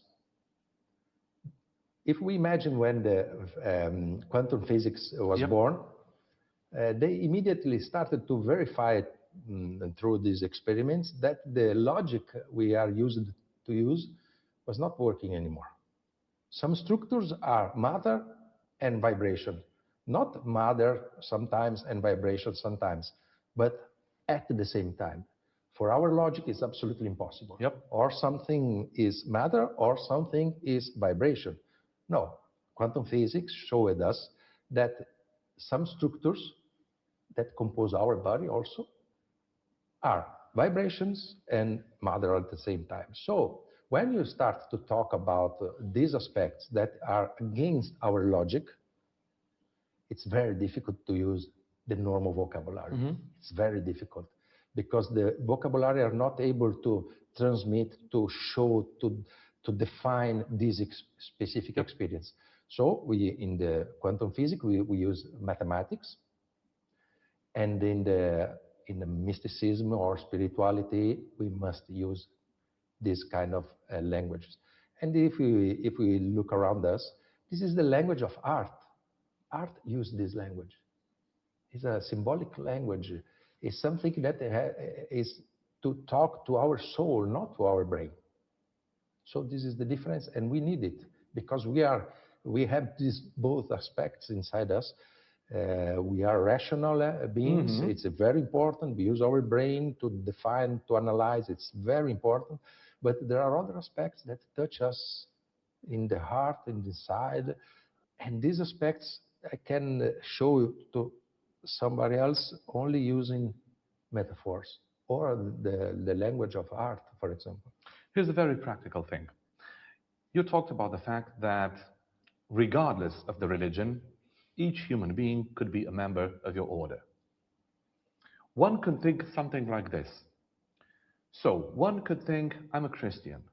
I will never be near a Muslim in any type of organization, in any type of practical situation on the face of this earth.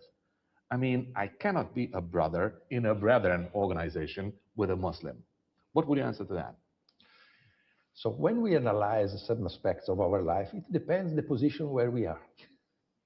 If I am in the top of a mountain and I look in the bottom, I will see a reality. If I am in the bottom and I look at the top, I will see another reality. So it's very important to change the position we are when we analyze some aspects of our life.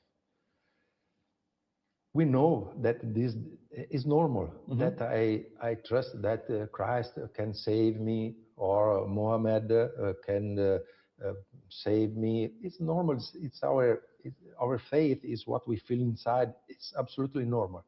What is not normal is that we fight for this position. It's not normal.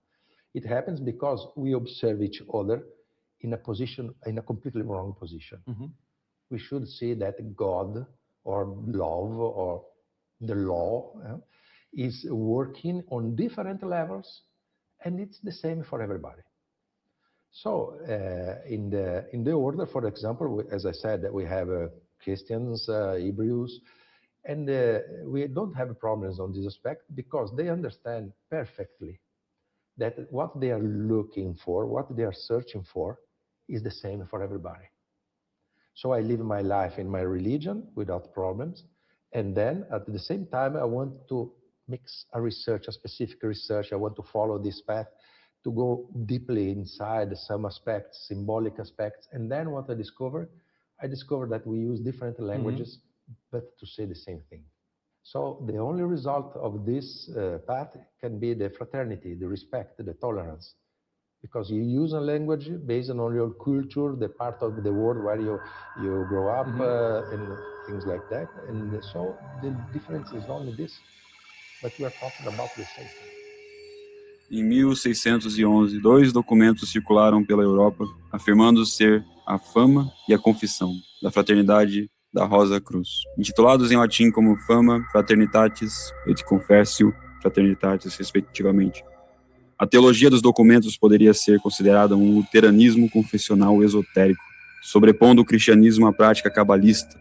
Contém a história sobre o fundador da fraternidade, Christian Rosenkreutz, que viveu no século XIV, de como ele estabeleceu a ordem, que agora anunciava sua existência ao público e aceitava novos membros.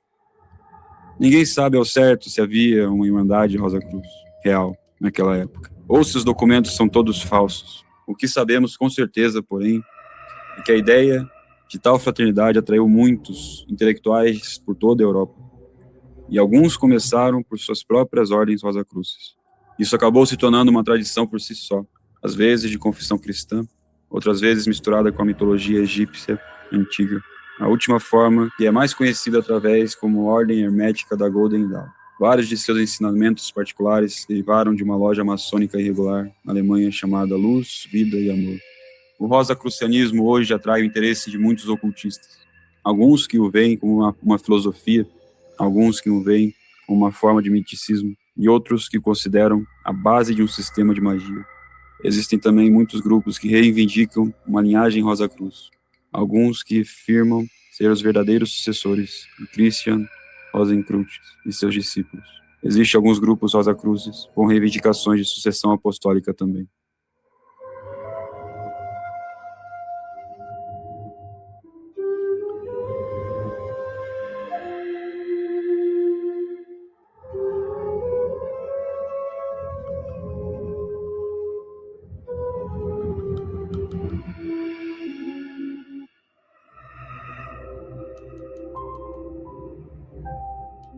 Sejam todos bem-vindos ao canal Mestres do Passado, e hoje apresentamos algumas reflexões sobre a Igreja Invisível descrita pelos Rosa-Cruzes.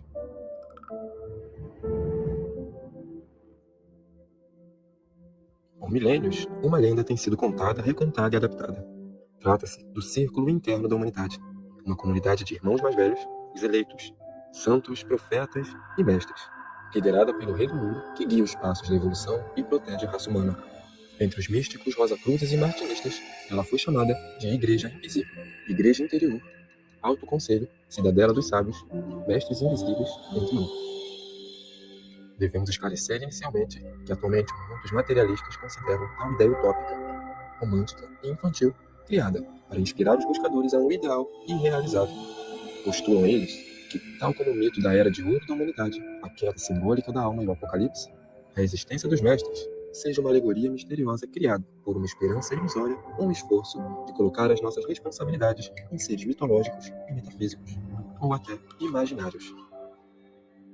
É verdade que podemos interpretar a Igreja Invisível, santos, mestres e orientadores como um arquétipo, ou uma busca simbólica por personagens e lições, criando uma ponte entre a consciência sensorial e objetiva e os arquétipos do inconsciente coletivo como um processo puramente mental e psíquico ou psicológico.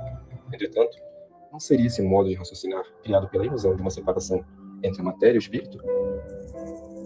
Onde inicia e termina aquilo que chamamos de matéria, onde termina o mental e onde começa o espiritual.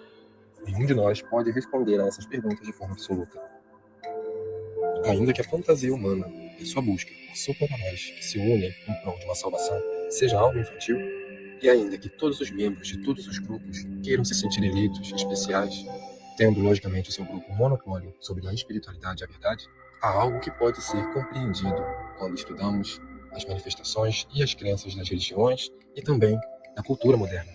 Os grupos místicos, esotéricos, ocultistas podem auxiliar, assim como as religiões, no despertar da alma e no desabrochar do potencial do ser humano e das faculdades da alma, melhorando assim o indivíduo e a sociedade, mas não podem ter um monopólio sobre aquilo que está acima dos próprios mestres. Apresentamos trechos para que cada um forme a sua opinião, medite e reflita sobre um assunto que já foi considerado secreto em vários círculos místicos e grupos esotéricos, antes de tal revelação ser permitida pelos mestres invisíveis e colocada em livros por necessidade. Sejam essas palavras uma inspiração para nossas vidas, se assim os nossos corações desejarem.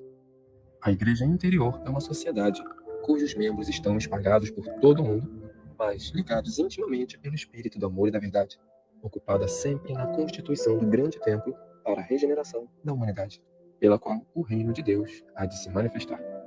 Esta comunidade de luz existe desde o primeiro dia da criação do mundo, e sua existência permanecerá até o último dia dos tempos. Ela é a sociedade dos eleitos, que distinguem a luz das trevas, separando-a em sua essência. É dela que todas as verdades vêm ao mundo. Ela foi a escola dos profetas e de todos aqueles que procuram a sabedoria. E é somente nessa comunidade que se encontra a verdade e a explicação de todos os mistérios. Ela é a comunidade mais íntima